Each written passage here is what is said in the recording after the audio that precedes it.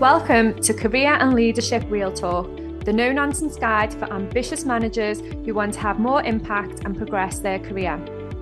I'm Pamela Langan, a job search coach and expert CV writer specialising in helping frustrated professionals land the jobs and pay rises they know they deserve. And I'm Jackie Jagger, a leadership and mindset coach specialising in helping newly promoted and new to role leaders to avoid the decode trap and lead with confidence. Between us, we've helped hundreds of leaders and managers to find new roles, take ownership of their careers, and handle the challenges that job searches and leadership responsibility inevitably bring. And now we're joining forces to share with you what we know has worked for our clients.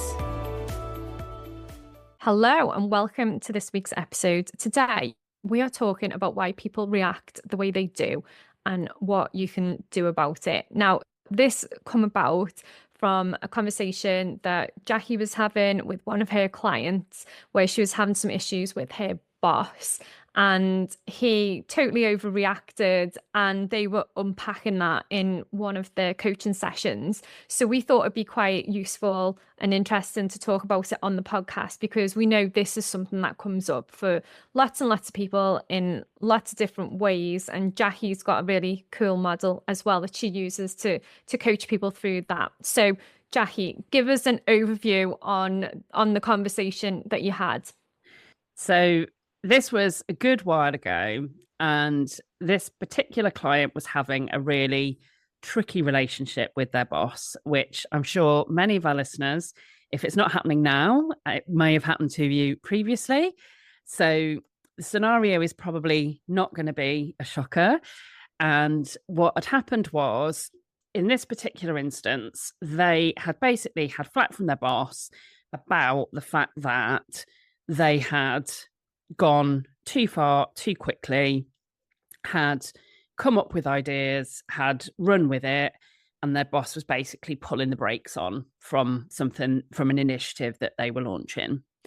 And so for my client, there was this real frustration of, this person wants to be involved, but only wants to be involved in things that they want to be involved with. They seem to want everything to be about them and their ideas, and are not giving me the autonomy to be able to run with something that I feel I should be allowed to run with. So that was the type of scenario that came to the coaching session. And like you said, I think this will be one where people will definitely recognize some of this for themselves or for people that they know. So it just felt like, let's explore what might have been going on. Yeah, and I do think people will definitely resonate with this, and in lots of different ways. So what were the first things then that you discussed within that session to really start unpicking and exploring what had happened within that interaction?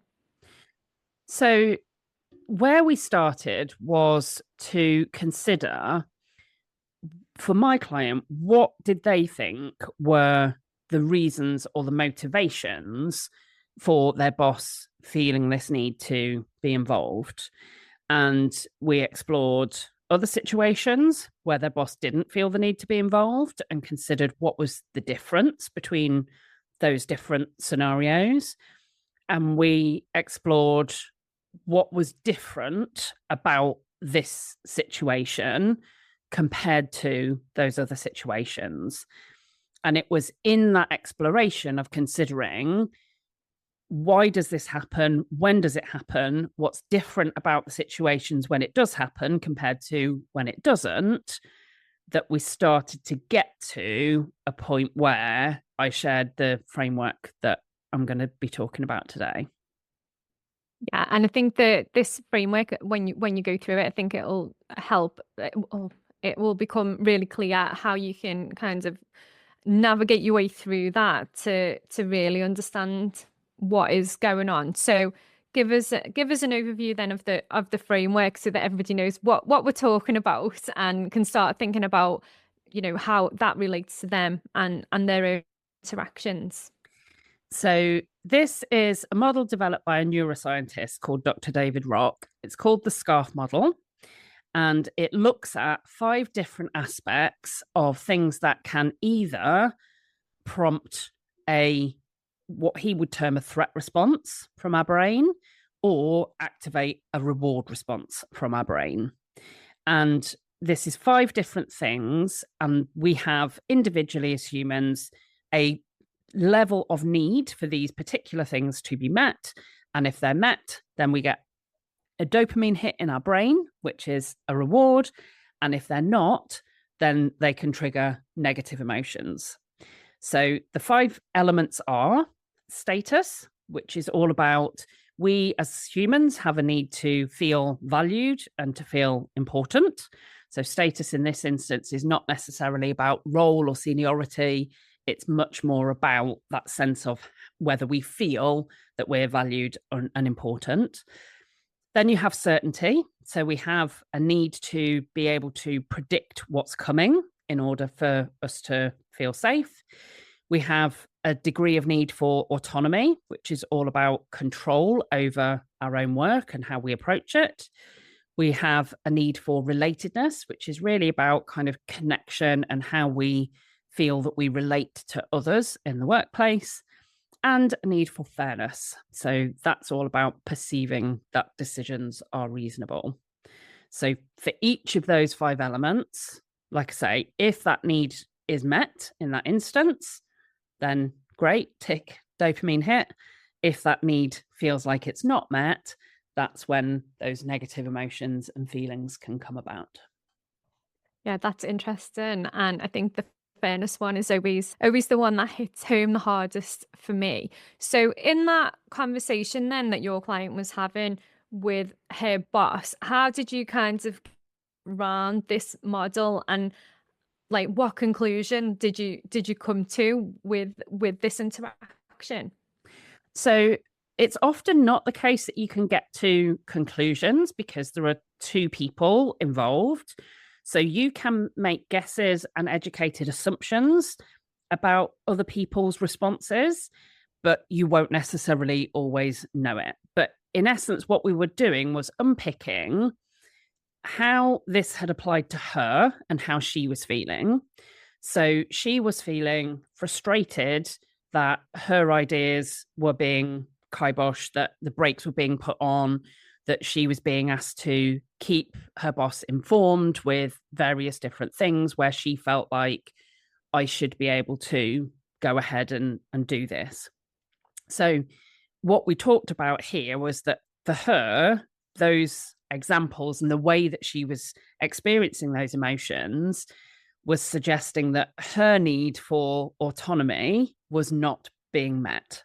So she wanted to have more autonomy, more control over her own work, more ability to input her own ideas, more ability to drive her own projects and initiatives than she was getting. So there was that sense of her stuff being quashed.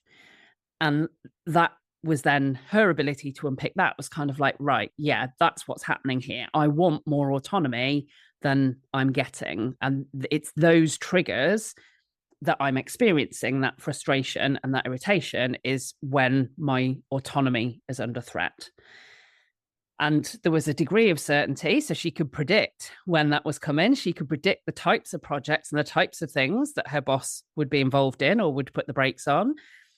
She was also therefore feeling less valued and less that her work was considered important. So there was an element of status. There was a feeling of it being unfair, because why can't I be the one to have ideas? Surely at this level, I should be able to. And there was also that sense then of it impacting on that relationship and that connection between her and her boss. So that was the side for her. And people can start to use this framework to unpick in these scenarios. And it doesn't have to be boss, it could be any workplace relationship, any trigger for those emotional outbursts or feelings that you experience. You can kind of start to unpick. And for yourself, you can normally predict. So you said fairness was always a big one for you. Autonomy was always a big one for me. When I was employed, I wanted to be able to do things my way. And so autonomy for me was high. Fairness was also high, but autonomy was probably the real high one for me. What you can then do is start to make some of these considerations and judgments about what might have been happening for other people. And in this particular example, what we were talking about was when she had lots of ideas and was able to autonomously build stakeholder engagement on projects and get all the resulting glory, then for her boss, that was potentially a threat to their sense of status. So they didn't necessarily feel then involved or feel like they had that consideration of being the key person if their team member was able to do and drive all of that autonomously. It's kind of for their boss, potentially that sense of, well, hang on a minute, I should have oversight of this. I should be in control of this because of the level that I'm at, because of the role that I've got, but also potentially because I want my ideas to be brought to the table as well, and not just my team member to go off coming up with their own stuff. There was potentially also something around that certainty of, if my client was going and driving these initiatives, then was the certainty as to how should that be done, what's going to be the outcome, how do I know what the outcome's going to be? So her boss might have been left without all of the resulting information. And then there was also some of that sense again of that relationship element. So we didn't know exactly what was going on in that, but she was able to then consider, okay, if that was the case, if that's what I believe is happening here, and my boss feels left out in the cold, how could I ensure that I operate in a way that allows me to have that autonomy, but also ensures that my boss is still able to feel valued, still able to have that sense of certainty over the outcome, and doesn't feel this perceived sense of risk that I'm just going to go away on my own little route, and they're going to be accountable later for something not being done the way that they wanted or expected. Yeah, it's such like, it's always like a revelation, isn't it? It's like, oh my goodness, like you can look at this situation from both sides and go, right, okay, what do I need to do? And a lot of this is down to your own personal development, isn't it? It's like that self-awareness to be able to go, right, okay, how is this affecting me? But then secondly, how is it affecting them? And then how do I find that middle ground where I'm able to actually deal with that? So what are the practical steps? And once you've kind of done the exploration bit and you're like, right, I've just realized what is going on in this situation, and it's like, wow, I can actually see where he's coming from or they're coming from and where I'm coming from. What can people do next? So talking is good with this, to test some of those assumptions, to show some curiosity. If you're seeing a reaction or a response that you didn't expect and that you wouldn't have in that, I think this often comes up as a great way to explore where someone else has a reaction or response that you don't understand, because in their shoes, you wouldn't feel that way or you wouldn't behave that way. And often it's about trying to have some of that conversation and gain some understanding. So if somebody has gone off on one, the temptation is often to feel frustrated with them, annoyed with them. If you're their boss, you might either let them simmer down and then pretend it never happened, or you might address it and give them feedback that you don't want them to behave that way again. But what can be more valuable is to actually understand, what was the trigger? What was it that caused that? And I think a really good example as well with this is to consider things like, if you look across a team, people will have differing levels of need for each of these 5 elements. So if I take relatedness and the whole discussion and debate at the moment about remote and hybrid working and return to office mandates and all of that, for some individuals, they find it hard to feel connected to others if they're not in the same physical environment. And other people have potentially a different need for relatedness. Either they don't need as much relatedness, or they find it easier to feel connected to others despite being in not the same physical environment. So what that can help to do is just explore and understand what's going on for different people with the same trigger or the same situation, and just exploring how do these things play out for those different individuals. Because the more you understand it, the more then as a leader you're in a position to be able to ensure that people have, as far as possible, their workplace needs met, and create that sense of psychological safety where they then feel good about the role they're doing, the way they're being asked to do it, and the outcomes that they're delivering. Yeah, and I think that's an interesting example as well with the work from home stuff as well, because of there's lots of people being expected to go back into the office, and that's causing some, some real bad feeling. When you break that down, people are feeling like they're not trusted, they're losing an element of their autonomy. Like there's so much that you can just kind of go through that model and go, oh my goodness, this is why people are responding in the way that they're responding. And then obviously, people have got used to living their lives differently, and that plays into it as well. But ultimately, there's some real psychology, isn't there, behind some of these things, and how people do react, and also how you can support them, but also how you can manage your own reactions and responses as well. So if people are listening to this episode and they're thinking like, what are some of the signs that, somebody in my team is consistently triggered or, struggling with certain elements of what we're doing and how we're doing it? Like, what are some of the signs that they could look out for? So I think in the short or immediate term, it is often those displays of emotion that you didn't expect. So the negative emotion, the frustration, the irritation, the annoyance, those types of things can be signs that something is missing in terms of what they want versus what they're actually getting.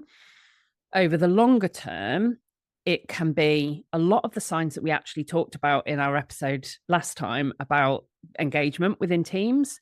So you'll see disengagement, you'll see people start to switch off, you'll see some of those elements that we were talking about of not putting their head above the parapet, of not thinking creatively or being solution focused, but being mired in some of that problem and negativity.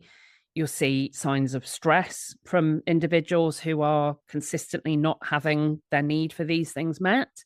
So you'll see in the immediate term probably more dramatic signs, but shorter lived.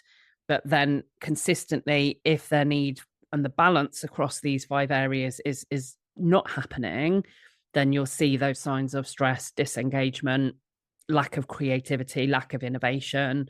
So this is why these things are so important, because when psychological safety is present and when we have those needs met, then we have both individually and as teams and collectives the ability to work together and achieve far more than when they're not being met. Yeah, I love that. And I suppose I just took us off on a little tangent there, but I am interested, and I'm sure our listeners are interested in what the outcome was with your clients after she kind of figured out, what was going on for her, what was going on for that manager. What happened next? So in that particular instance, there were some improvements, but ultimately, over the longer term, that became something where that wasn't the right situation and the right boss. And I think that's hence why it felt that this is such an important topic to cover, because if, as a boss, you're not able to provide these things, then over time, people are going to vote with their feet and they're going to move on.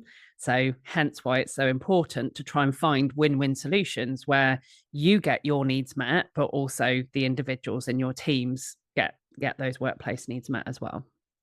Yeah, and I think, that's one of the most interesting things that I find about leadership is there is so much to it. There's always something to learn. There's always something to consider. There's always a new way to look at things, isn't there? And I feel like this is like a great example, because people will have those times where they're just like, wow, why did that person react like that? Or why is that person, getting involved in stuff that they shouldn't be getting involved in, or that should really be no concern to them? Or, in a situation like where you said taking away that level of autonomy from a person. And it's so interesting, isn't it, how it all kind of fits together, and people either get a handle of all of this stuff, or they just think, I can't work with this person, and they move on, and companies lose amazing talent. When you kind of break this down, like just talking to you about this example, it seems so simple, doesn't it? But in reality, it's not always as simple as it sounds, but it's definitely worth starting to explore, isn't it? Well, as we often say, simple doesn't mean easy. And I think that really is the case with this. It gives you a framework to start to explore, but there's so many different angles and so many different considerations. And even when you know what's happening on both sides, that doesn't make it easy to find the solution that does work for everybody. Yeah. And I suppose the first step is just starting to think about what is going on and where did that reaction come from, and having those conversations. And whether it's a reaction, somebody's triggered within a meeting, a conversation, whether it's that, kind of interaction with your manager, it is just taking that first step and stepping back just for a second, isn't it? I mean, we always say reflect, think about stuff, take a pause, but that's really true in this case as well, isn't it? Yeah, absolutely. Well, thanks for joining us for this week's episode. As usual, if there is anything you would like to hear us cover on the podcast, please do get in touch and let us know. And as usual, don't forget to rate and review us on your favourite podcast platforms. And we will be back next week with another episode. Exciting news from us. If you're an ambitious leader or manager earning 50k or more and you're ready to take your career to the next level, we have an opportunity for you.